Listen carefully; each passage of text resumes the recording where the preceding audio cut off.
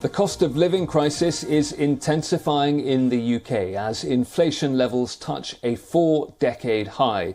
The Office for National Statistics has reported inflation at 9.1% in the year to May in the latest figures, up from 9% in April. The last time the UK witnessed such high inflation rates was back in the 1980s. Inflation is the pace at which the price of key goods and services rises. The UK is far from alone in seeing spiking inflation as the cost of gas and grain is surging across the world as a fallout from the Russia-Ukraine war. The ONS numbers indicate food and non-alcoholic drink prices are a big contributor to the current data. Those are increasing at the fastest pace since 2009. The Bank of England has warned the UK's inflation level may touch 11% by the end of this year. Chancellor Rishi Sunak says the government is using all tools at its disposal to bring inflation down. The opposition Labour Party says the government needs more than temporary fixes. Well, let's go now to our London correspondent Laura Makin, who's joining me live from a market in the centre of the British capital. And Laura, how is this data actually playing out in the real world? How are people there feeling the pinch?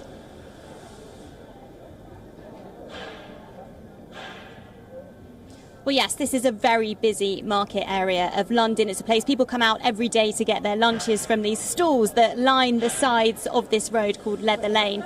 Now, of course, as inflation hits, that means that not only are people's pockets pinched, so they have less to spend, less disposable income, but also the cost of things for these stall holders to buy will also be increasing. If we're looking at today's figures, the inflation reached 9.1% in the 12 months leading up to May, then that means that anything that might have cost £1 12 months ago will now cost £1.09. Now, if you think about profit margins, that's going to be a huge dent. So it leaves these stall holders in a bit of a quandary, really. Do they continue to offer their goods at the same price that they had them at continually to try to encourage customers to continue using them at a time when they have less disposable income themselves, or do they have to raise them? We have been speaking here to Louise. She is the owner of the flower stall here on Leather Lane. Now, Louise, of course, we've been looking at inflation today. The cost of the likes of bread and meat are going up, but you're selling flowers. Have you noticed anything different in terms of costs for you lately? Yes, there is an increase in costs, but it's understandable because the cost of fuel means the transit of bringing the flowers over, because a lot of the stuff does come from Holland, so that's going to increase the price anyway. Plus all of this with Brexit has caused lots of problems anyway, lots of more paperwork and things like that. So yeah, I've noticed a steady increase, but now it's still increasing because of the additional costs of the fuel prices. And how does that affect the way that you price things on your stall then? Do you think you might have to raise your prices? And how do you think the customers will react to that? Because obviously they're facing similar issues as well, aren't they? Yes, of course. It does have a complete knock-on effect. So some things you can increase slightly, but people are used to paying. They come to a market because they think it's going to be competitive, and you try your best to be. So no matter what, it really affects your price margins. So yes, mine have dropped, but so is most people's down here. The price, you've got a lot of food stalls down here, so the price of meat, as you've just said, has gone up. They haven't all increased their prices, so they're also taking a cut. It's just how things are at the moment. It's not looking good, to be honest. Do you have any kind of plan moving forward? So inflation rates have reached 9.1% in the last 12 months, which is, a huge increase. And the Bank of England, of course, are warning that it could get even higher.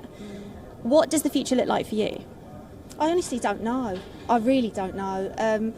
I can only just try my best. If this doesn't work, then I'd have to give up. I couldn't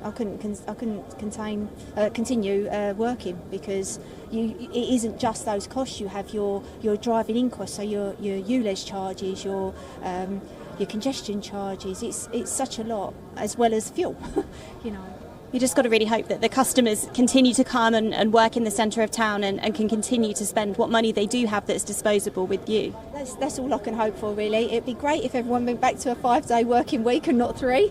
That would be great, because then you'd have offices needing flowers and plants a lot more. But as things are at the moment, all of that, lots of things are having a big knock-on effect with how we all run our businesses down here as opposed to how we ran them prior to the pandemic.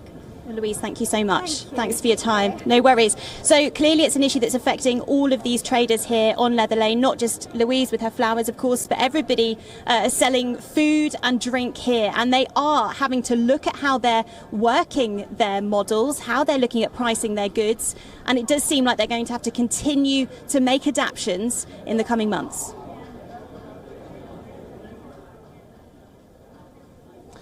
Laura, thank you. That's Laura Makin illustrating some of the real-life issues that inflation causes at a market in central London.